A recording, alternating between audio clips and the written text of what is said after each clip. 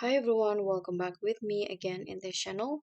On today's tutorial, I'm going to show you how you can remove the sign-in request in the Google Forms.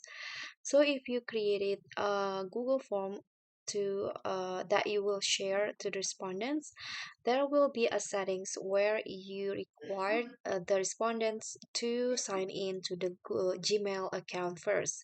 And if you want to disable that settings, here's how you can do it. So click on the settings on the Google Forms in here at the top and go to the responses section, this one, so you can manage how responses are collected and protected.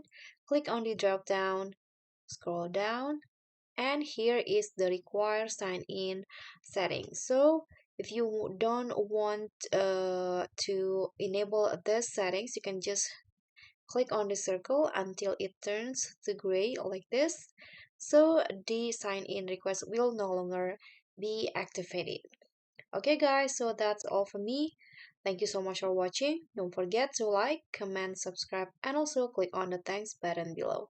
I'll see you all on the next tutorial. Bye.